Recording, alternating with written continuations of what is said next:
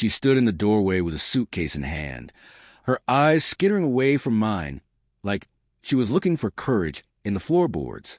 When I asked again who she was leaving with, her lips opened and, with the coldest cruelty I'd ever heard, she whispered, "My ex," as if she were telling me the weather.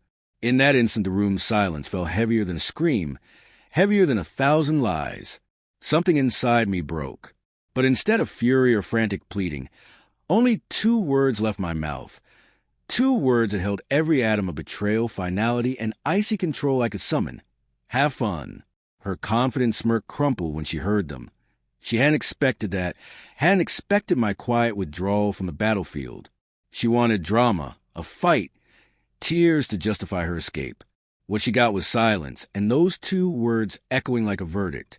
She stepped out, trying to cover her unease with a forced laugh into the phone. The someone I suspected was him. I stayed in the empty house, replaying the years we'd spent together. The slow fray of trust, the night she turned her back to me, the sudden overtime, the perfume that lingered when she claimed exhaustion. I understood then this wasn't a new betrayal so much as the unveiling of a truth she'd long hidden. While she thought she was leaving with a power, I was already setting a trap. Patient, precise, sharper than any outburst. Love blinds a man, but betrayal sharpens him. That night, instead of drowning in whiskey or tears, I rifled through her laptop, synced her emails to my account, copied her chats, and uncovered not just the itinerary for her trip, but months of digital whispers, secret confessions of desire, and plans for a future where I had no place. A future she believed she built discreetly behind my back. With every message I read, the heat in my veins cooled into ice. The more proof I found, the clearer it became that the cleanest revenge wouldn't be loud.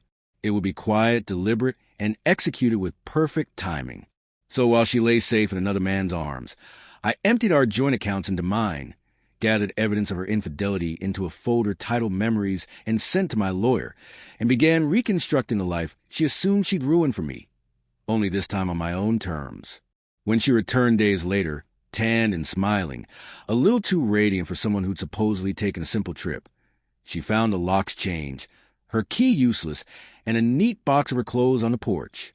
Inside the envelope was a printed copy of her messages with her ex, and at the bottom, those same 2 words, "Have fun," signed like a death sentence for our marriage. She called, screamed, begged, even sobbed, but I never answered. My silence became louder than any argument. Months later, I heard through friends that her ex disappeared the moment responsibility knocked, leaving her alone and jobless after the affair wrecked her reputation, wandering bars trying to find someone who'd listen. I had already vanished from her life like a ghost, building something new from the wreckage she left behind. The cruel beauty of it was that she never got closure, never got the satisfaction of a fight. My 2 words, "Have fun," became the story she replayed until it haunted her, a phrase that ate at her when she realized she'd traded love for lust and lost everything. Watching from a distance, unseen, I knew I'd won. Not by clinging, not by shouting a betrayal, but by releasing with a calm so cutting it cut deeper than rage ever could. That was the real suspense. She never knew when I'd started planning, never knew how much I had seen, and never knew that the game she thought she controlled had ended the second I chose silence over.